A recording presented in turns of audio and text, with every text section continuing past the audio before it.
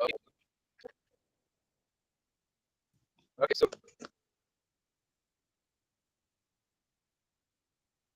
Praise, you have your mic.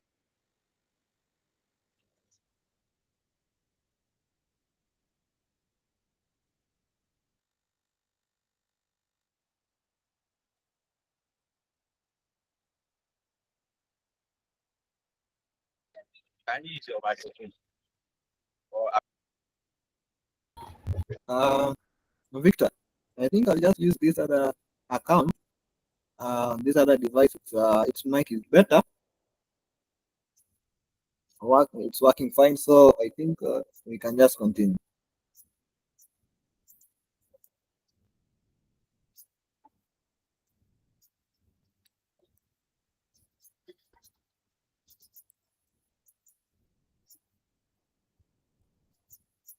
Victor, can you hear me?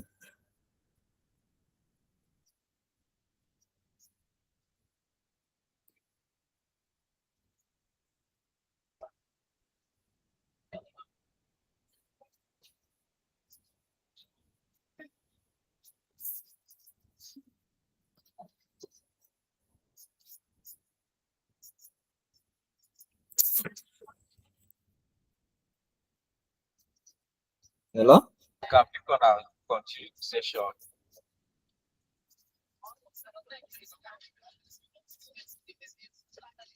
Yeah, you can pick on and continue the session.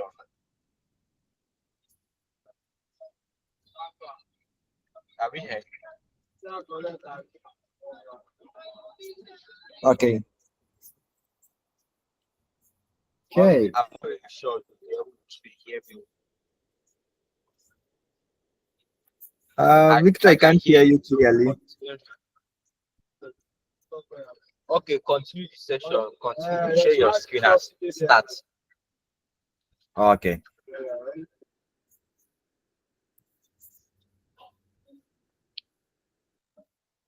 Okay, I believe everyone can see my screen. So basically we are going to do introduction to TensorFlow for image classification. And that. Yeah, introduction to TensorFlow and Keras for image classification. So what should we expect in today's session? We should expect the tutorial.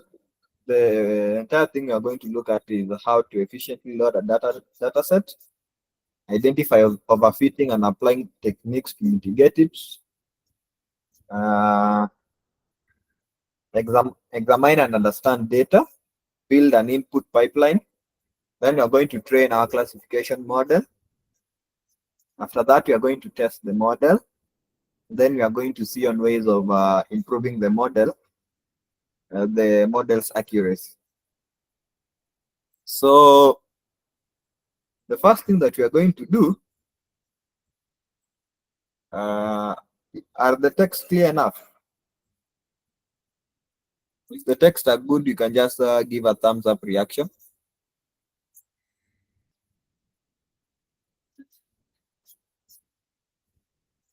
Okay, so yeah, I can hear you.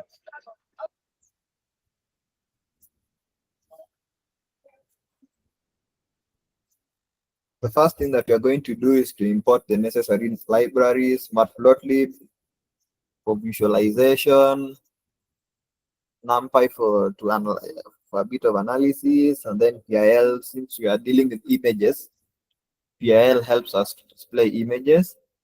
Then we are going to use TensorFlow, of course. Then we are also going to import. We are also going to use Keras, but we are going to use import it from TensorFlow instead. So basically, what we are going the dataset that we are going to use today, we are going to use a dataset that has images of flowers. So the dataset has 5 types of flowers: daisy, dandelion, roses, sunflowers, and tulips. So we are going to see if we can classify flowers into these 5 categories that we have. Okay. So we are going to download our data set.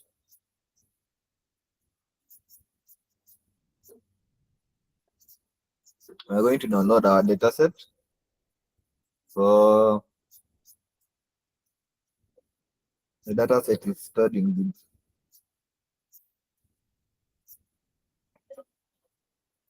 once you have downloaded our data set, let's see something.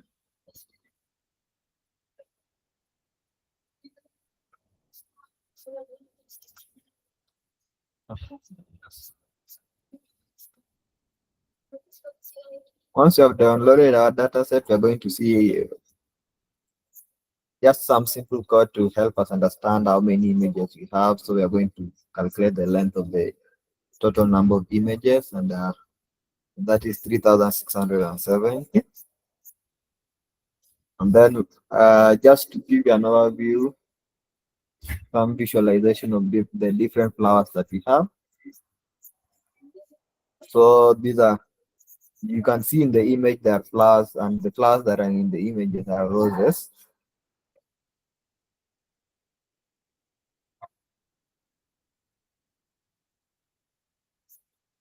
This is another example of rose flower.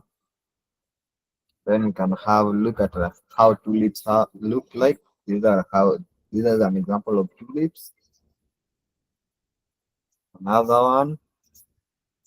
The rest, during your own free time, you can repeat the same process, but now for the different flowers. Now we have downloaded our dataset, we have made our imports. Now what we need to do, the next thing that we need to do is to prepare our dataset. And since we're dealing with image data, we have to have a standard size for these images. So we are going to specify the sizes of these images. Then the next thing we are going to do is now, remember during the last session that the last time I was here, we talked about when you want to train your model, you have to split your data set into training and a training data set, training set, and testing set. So that is what we are going to do here. So training and validation. Validation is just the same as testing, just another term. But just so that TensorFlow understands, we specify the subset as validation or training.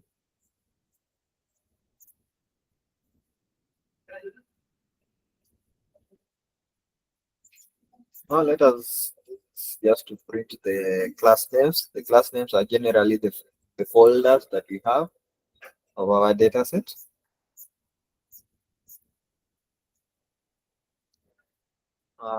Bit of visualization with matplotlib.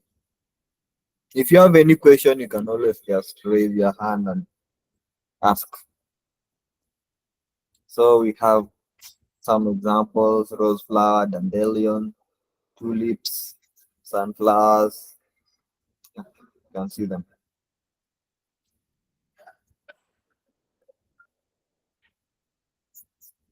Next is now, remember, this is now the code for that we are going to resize that we're going to do a loop and see if all the images that we have were resized correctly.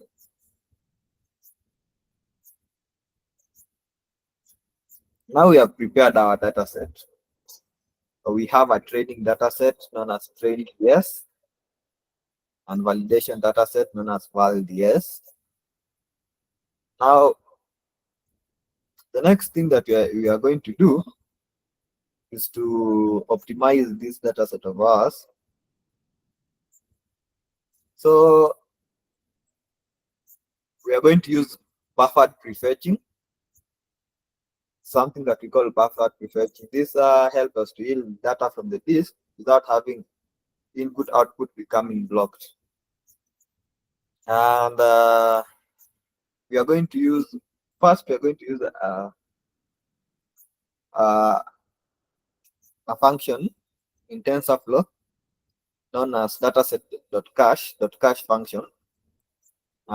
This helps us to keep the images in memory after they're loaded off of disk during the first epoch. Remember, when we'll be training our dataset, we'll have several epochs. Epochs generally like to tell your model before while it's training how many times it should pass through the dataset, basically something like that. So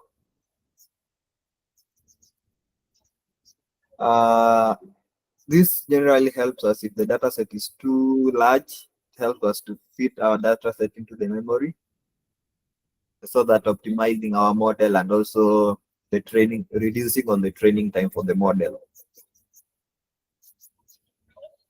So we are also going to use something known as dataset.prefetch.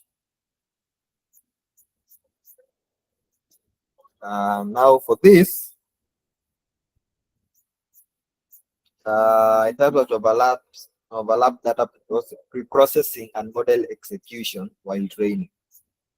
This is also just to optimize and reduce the time that our model takes training while to train.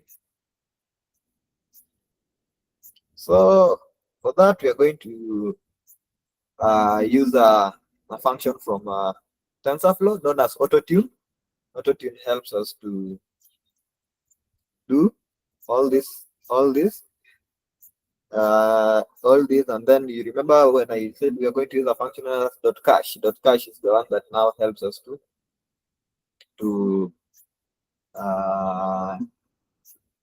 it helps to keep the images in memory after they're loaded off.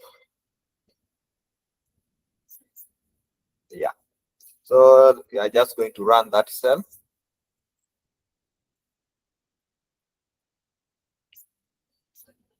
Next, the next thing that we're going to do is to standardize our data sets, standardize the data that we have. And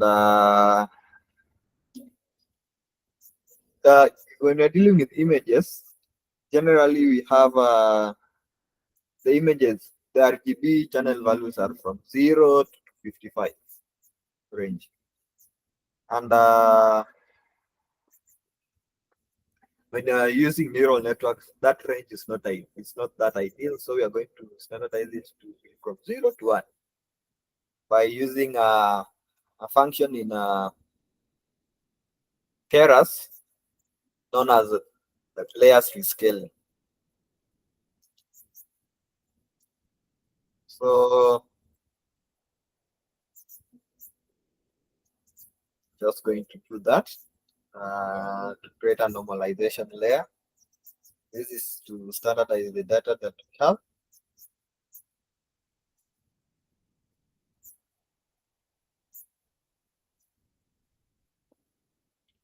So now we have now created the normalization layer. Now how are we going to use it? You can either use your this normalization layer that you have created, that are either by using it inside your model definition. If you go that way, it can simplify the deployment, or you can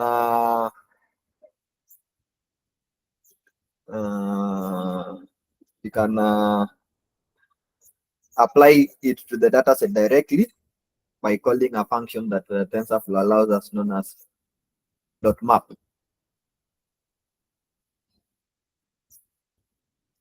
So to see that, I'm going to do this. We are going to train ds.map. Now that I'm creating a normalization layer for our training dataset and applying it now to the model.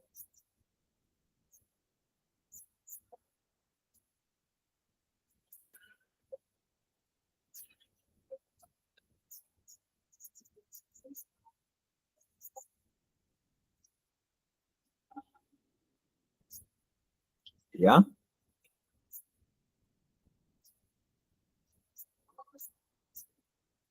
So now let us now get to the fun part that I know all of us have been waiting for. Now let us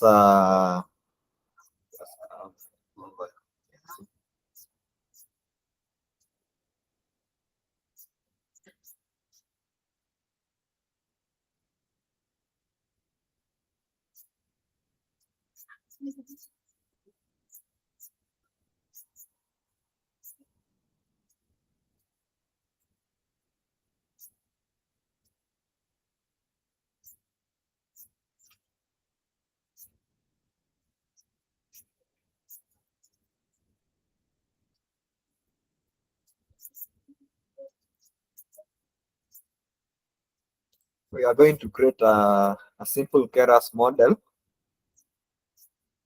for the first, so that later on we can see how we can increase our accuracy. But for the first, we're just going to do a basic model. So we are going to use the Keras sequential model. The Keras sequential model consists of 3 convolutional blocks. And with a max pooling layer in each of them. And then there's also a fully connected layer with 128 units on top of that. And then we are going to use activated by Arelu. That's the connected layer. The connected layer is activated by Arelu. Arelu is an activation function that is offered by TensorFlow. For the start, this initial model that we are going to use is not optimized. We are not looking for to achieve a high accuracy rate at this point. We are just looking at having our model, having a basic model made with Keras. Yeah, so we are going to run that, so you can see activation. Well, we said that it had 3 layers, so every layer it has 3 convolutional blocks, and in every convolutional blocks we have a max pooling layer. This max pooling layer, in the max pooling layer, there's a connected layer that has 100 that is activated by Relu. That's why you can see for all the 3 blocks we have to have the Relu activation function, that is Relu.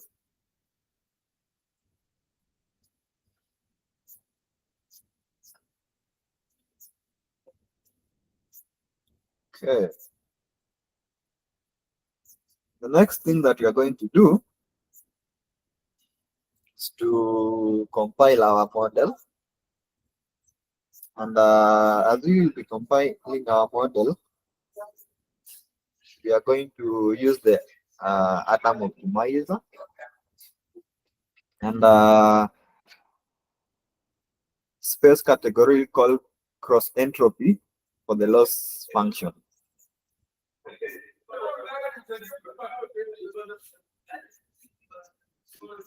So let's continue. Now that is the code model that compiled, offered by TensorFlow. Now we have compiled our model. Next thing is let us just see the model summary. So the model summary, the model is a sequential model. We have rescaling, layer rescaling, and then the different blocks and the max pooling layers. Then you get that starts on the total parameters and the trainable parameters and the non-trainable parameters. All that data Then we do model.summary. Model is a summary general. It just helps us to see the layers of our neural network.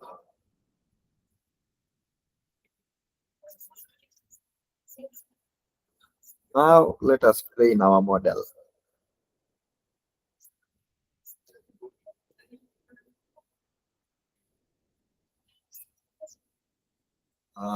So we are going to train our model using the model.fit.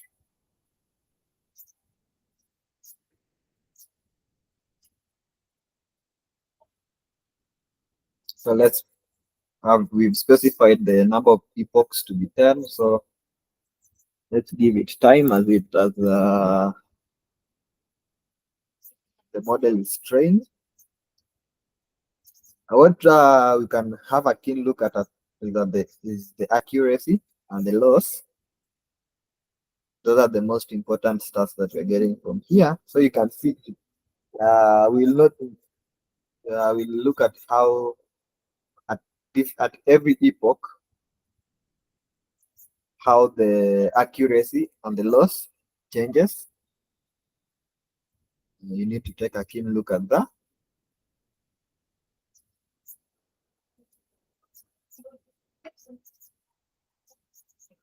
So let's wait for the model to train.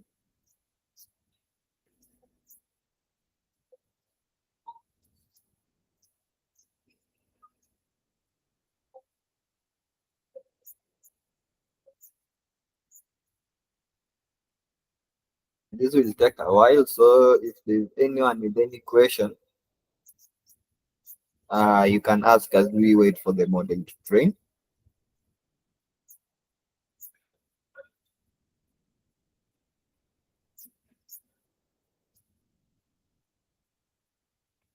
Anyone?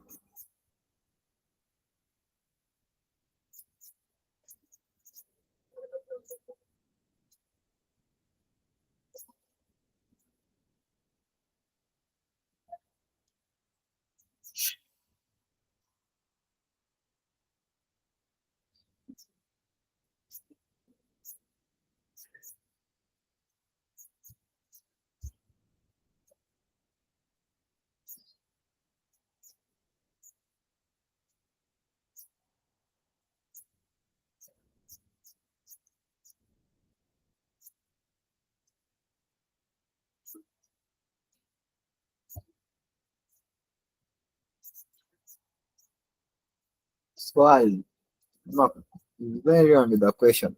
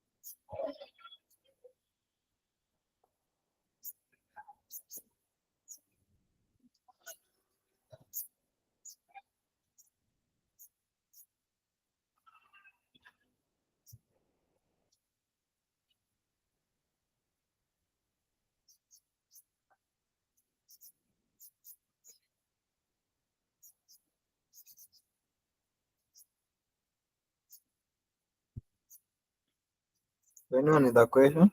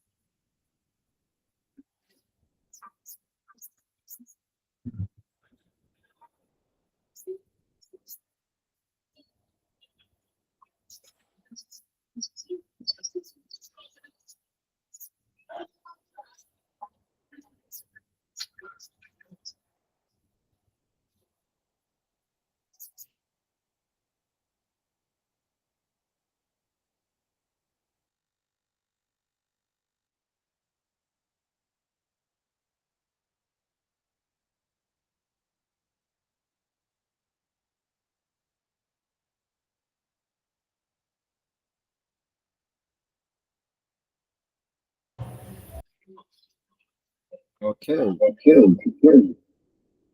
So I don't know. As the model trains,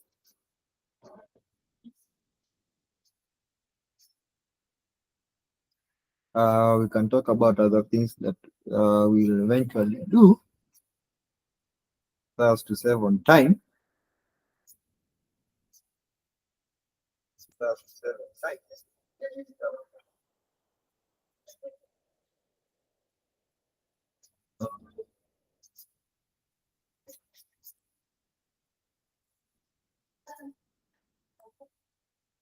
So, um,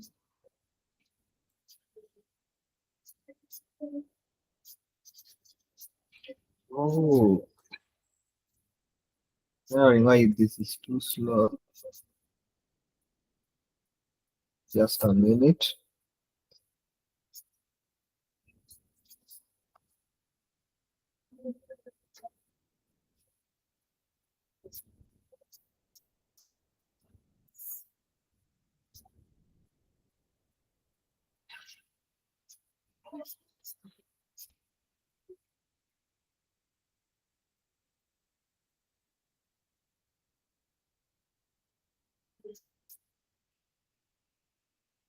Let us switch to GPU.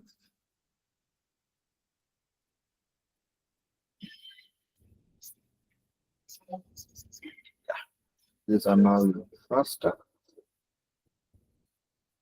That just we run our code.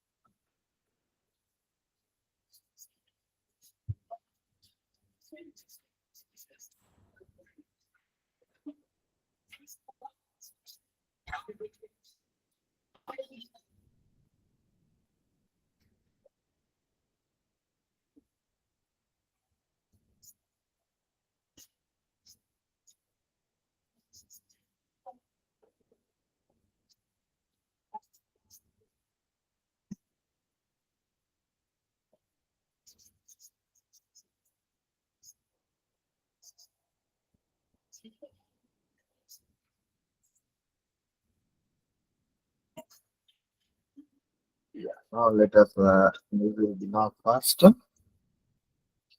If we use GPU acceleration, the code execution time will be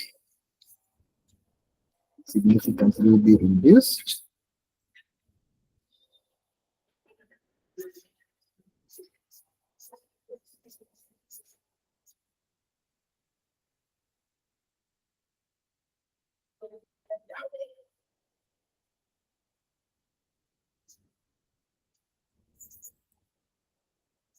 So now you can see the difference when the advantages of using a GPU over training your model over CPU.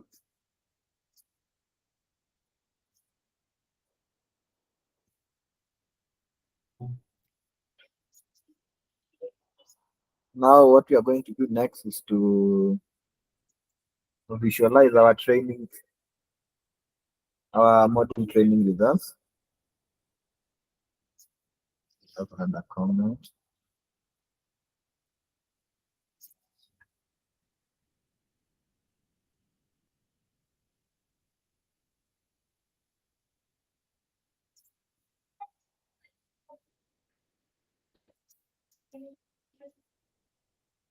Okay.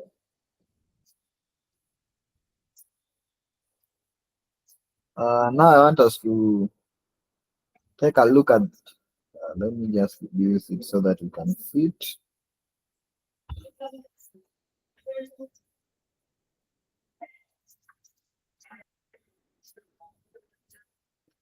Yeah. If you can see the graph that has been plotted, you can see the training accuracy, the blue line, and the validation accuracy, we can see that they are completely off each other. And if you look at the training loss and the validation loss, we also see the same behave the same behavior. Now, this basically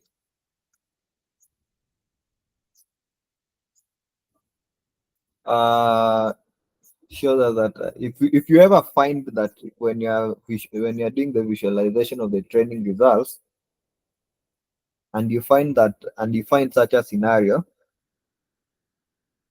it means that now the model is not accurate. The accuracy on the model is not good, and there's something wrong with your model.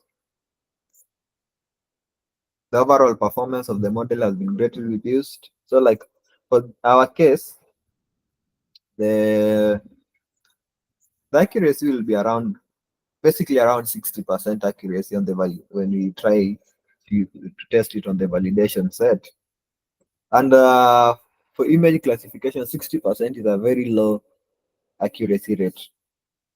And so basically, based on the graph that we have seen, we can tell that our model has undergone something that is known as overfitting.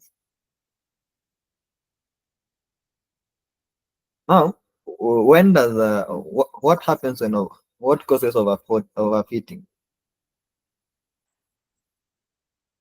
Overfitting is caused when there is a small number of training examples that when the model is being created, it learns from something that we call noise. Noise is generally just unwanted details. It picks up certain traits that are not required, and it uses it for the classification. Hence, if you look at our model, during the training, if you look at the accuracy, it's achieving very high accuracy on the training while training. But now when we try to validate it, that accuracy is not reflected on the validation accuracy. I mean, since the model has undergone is overfitted. So that is the key sign of overfitting. So what can we do about this? You have trained your model, you have your model, but now your model, the accuracy that you get when you test the model accuracy during training, the accuracy is very high. It's at 0.98, that is at 98% accuracy. But now when you are trying to test your model, that accuracy is not reflected. Now, that is now what we want to now do.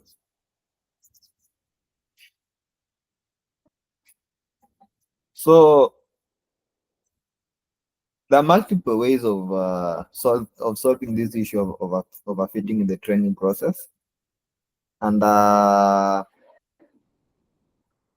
way we are going to solve this issue, we are going to use a technique known as data augmentation.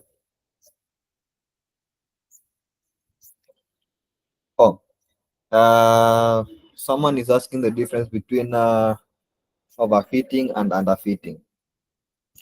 So generally, overfitting is when you have a small data set and your model has picked up details that are not necessary, and it's trying to use it to do classification. And now during the model training process, you achieve high accuracy, but when you try to validate your model on the test data, the accuracy is very low. So that is overfitting. For underfitting now is generally the opposite of overfitting. Your model during the training process has picked very little details and ignored very many has picked very little details. Hence, it cannot accurately make predictions. All of them, both overfitting and underfitting, are not a good sign. They're not good. They're not good for your model.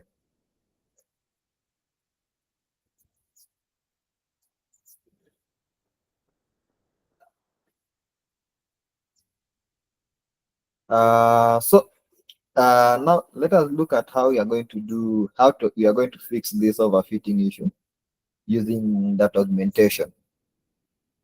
So the approach that augmentation takes is generating additional training data from your existing examples. This is done by augmenting them using random transformation. The random transformations are like flipping an image, the image. Let's say, like, since you're dealing with images, let's go back here. Here we have an image of tulips, of a tulip flower, and we don't have that many images, so that is what our data set is so small, so it's causing our model to undergo overfitting during the training process. So that augmentation generally will take this image and try to bring to what a specific data set and try to create more data from it by, let's say, like this image. It can take it, flip it horizontally or vertically, so that to the computer that is a completely different image.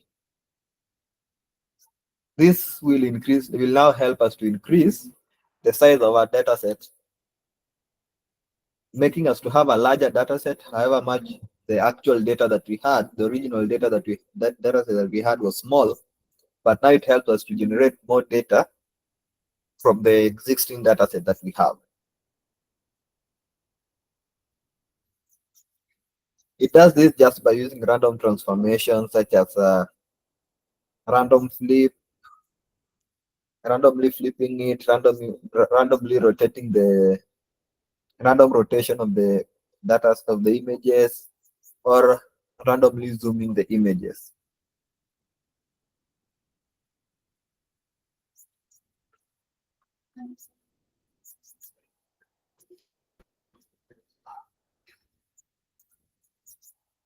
So we are going to use Keras for this.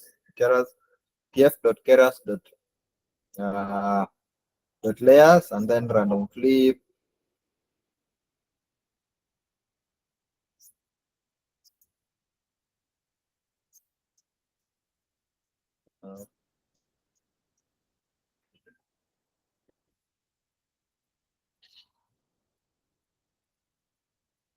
That augmentation.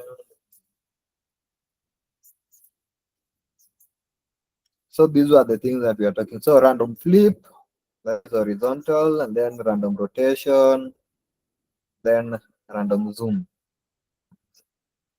So this will help us to generate a larger data set from the existing data that we have.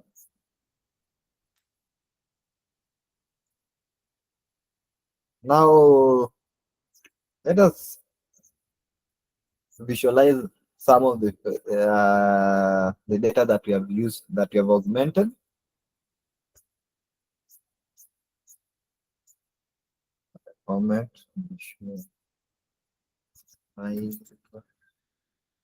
Augmented data.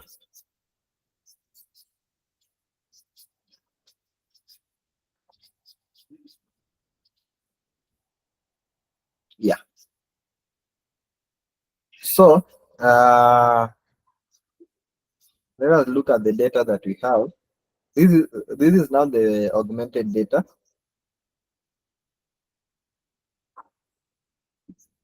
We can see these are images of roses, and if I'm not wrong. And if you look at them, look at the position of the rose flower. You find at one point is on the left, at the other point it has been tilted randomly, the other point is on the right. Now that is what that augmentation does. Now it helps us to create several images from one image, hence increasing the size of our data set. So that is one of the techniques that you can use to reduce overfitting. The next one that we are going to look at is dropout, and see how we can use the dropout technique to reduce overfitting. So how does dropout technique work?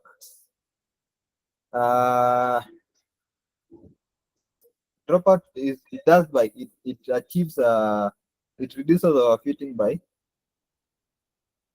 introducing a dropout regularization to the network. So when you apply dropout to a layer, it randomly drops out a number of output units from the layer during the training process. So the dropout takes a functional number as its input value. So you can decide how much you want to drop out, how much output you want to drop out, output units you want to drop out from the training process in each layer. So 10, 20, 30, 40%, depending on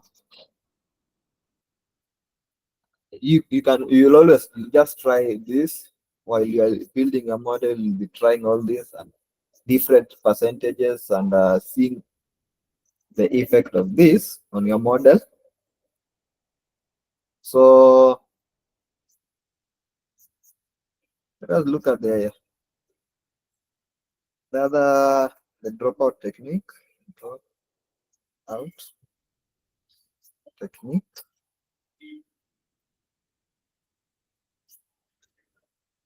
So remember, we have a layer known as layers.dropout. That was the dropout layer, and we have specified the percentage of the output units to be dropped out to be 0.2. That is 20%. If you look at our previous model, when you are initializing it, we didn't have a dropout layer. But now, we are now adding a dropout layer to our model.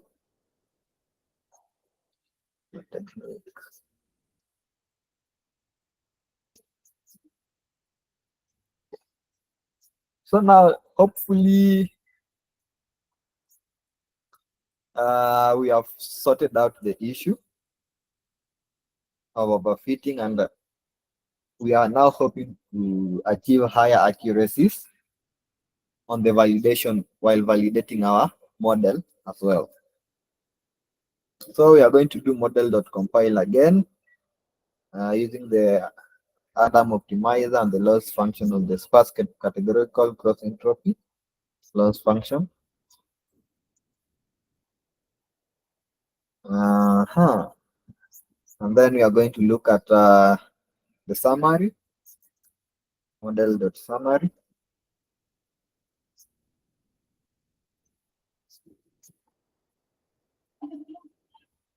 Oh, sorry. Got to add that model.summary. Yeah.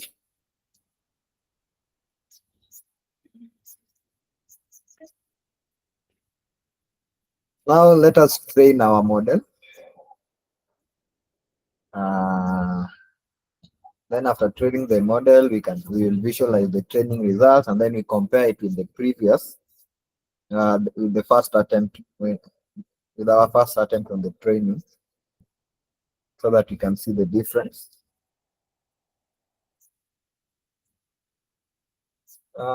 Anyone with a question up to this point?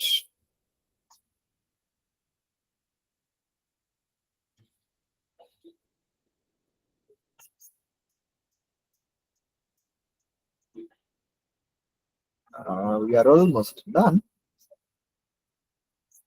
Yes, there's one in the comments. Oh, there's one in the comment. Minute.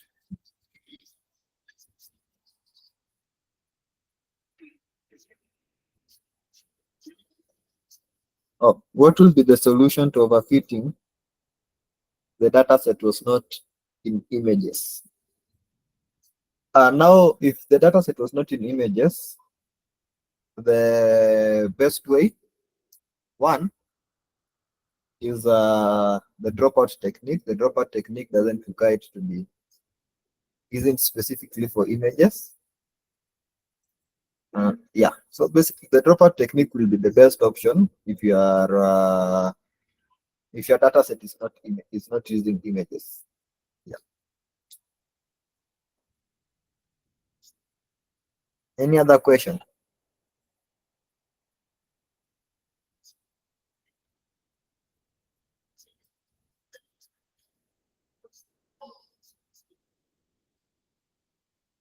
Okay. Now let us visualize the training results again.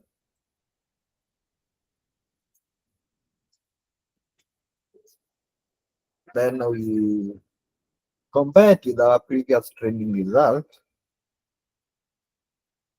Yeah. Now you see how the training accuracy and the validation accuracy look like. Now let's compare it with the previous one.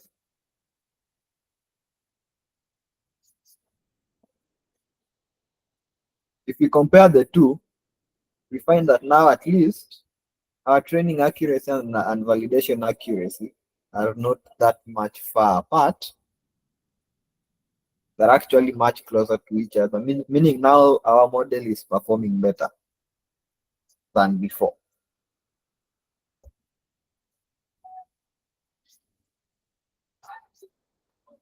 Now we have made our model. Now, what next?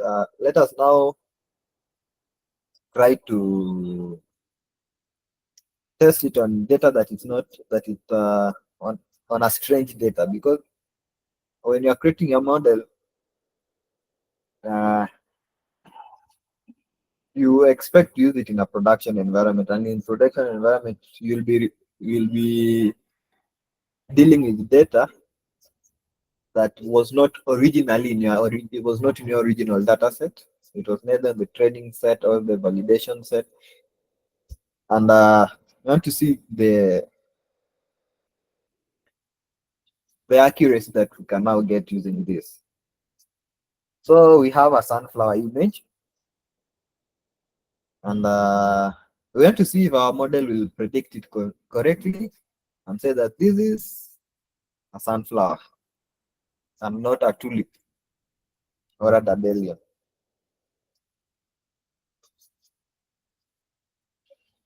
Yeah. So this image most likely belongs to a sunflower with a 98.56% confidence. So our model says that it's 98% sure that this is a sunflower. And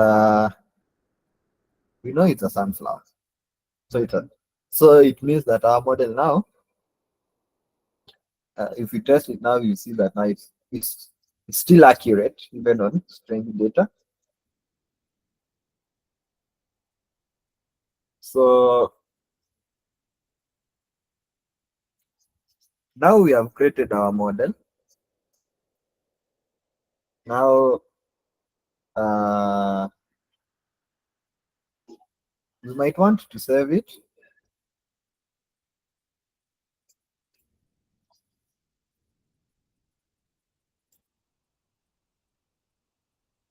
So that we can now use it, because you are not going in a production environment, you're not going to do what? You're not going to use you're not going to use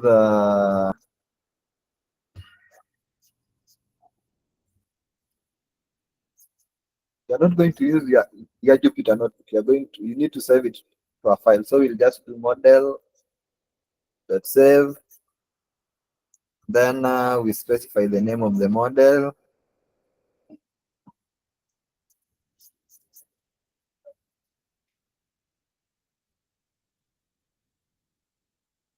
And we want to save it as a H5 model.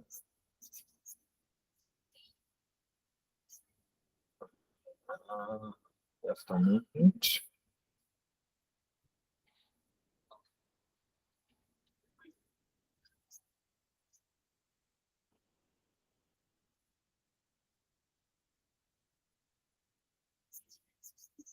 We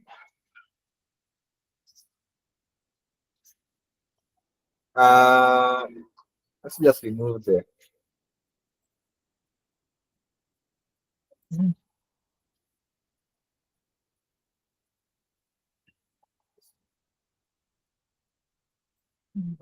yes.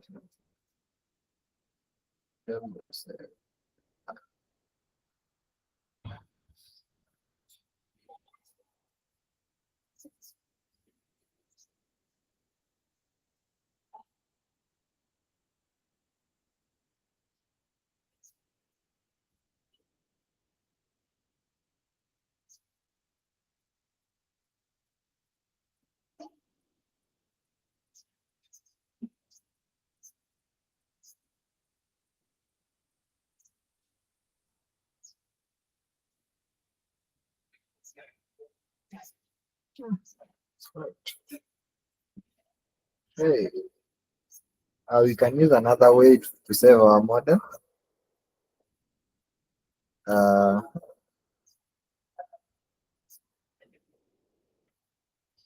can use TensorFlow Lite instead, and the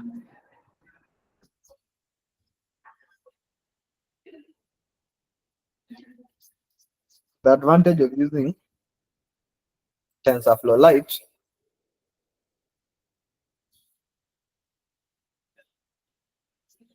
the advantages of using TensorFlow Lite to save our model is that if you use TensorFlow TF.Lite, it allows us to run our model on edge devices. Like let's say you're making your model and you want it to run on Arduino,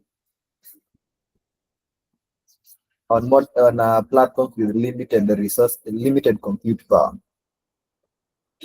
You can save it to using TensorFlow Lite as a TensorFlow Lite model.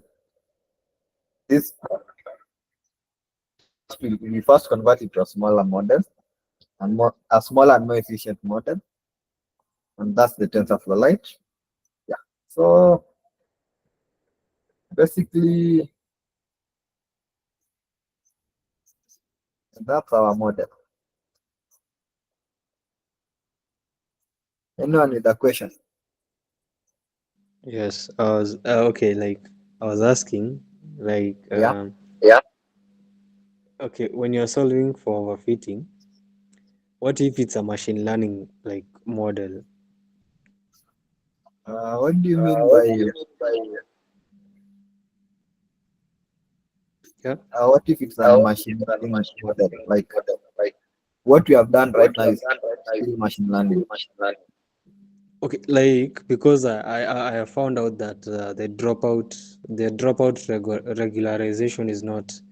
It's for neural networks. Like Yeah, it's for I neural don't. network. Yeah, like now I was asking like maybe like an scalar model, like maybe let's say like a random forest, like a random forest model, yeah, something like that. Like how will we solve overfitting for something like that? The best way is getting more training data.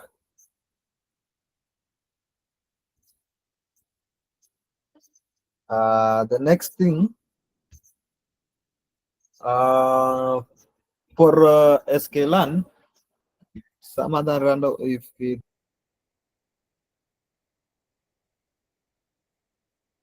the other models you can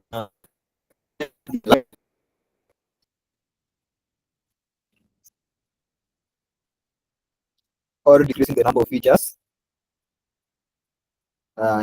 or you can use you can also use regularization.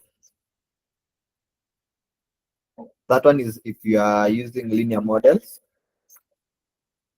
and if you are using decision tree models,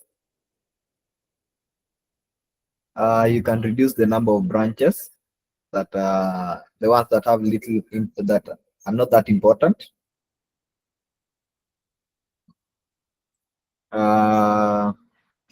If you're using random forest, you can use adder boost or gradient boosting. Like depending on the type of model you are building, the type of underlying architecture that you're using, let's say random forest or a decision tree or linear regression, there are different ways of solving overfitting. For neural networks, dropout and how do you call it? And that augmentation is only ideal for neural networks. But for the others, you can also do feature selection. So depending on the type of underlying architecture you're using, the underlying algo, there are different ways of tackling overfitting and underfitting. Don't know if you're answered. Yeah, thank you. I've You're understood. welcome. Anyone with a question? Another question?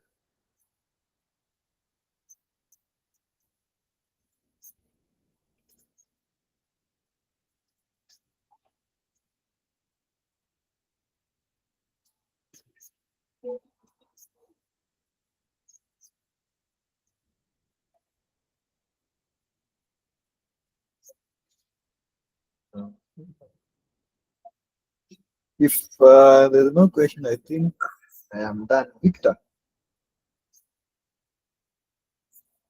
Victor.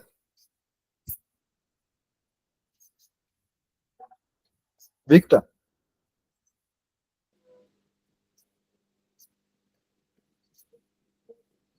Is it me or Victor Jacob? I don't know. Oh, Victor Jacob. uh, Victor Jacob. Okay. Yeah, I can hear you. We have really talked about a lot of things in the session today, and have answered some questions. So I don't really have any question to ask. So I would, yeah. So you have sent the link to Code Lab. I'm going to send it to the group, or you can send it to me, and I'll share it on the group. So at the meantime, we will continue our session on Monday with Sarah.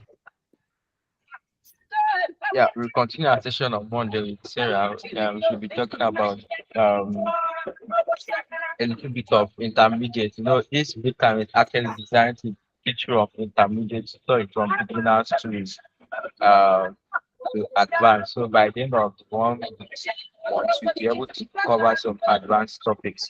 So is there anything else you want to add to what you have done or said?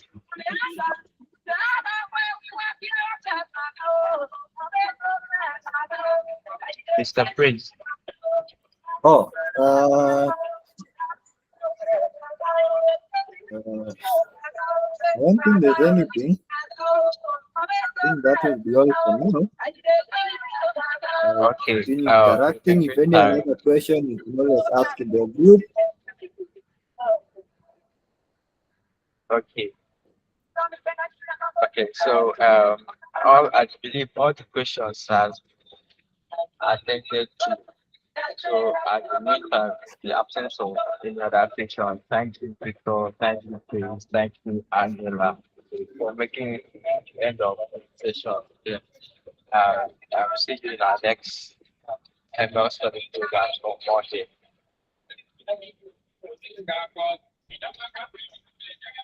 So bye everybody.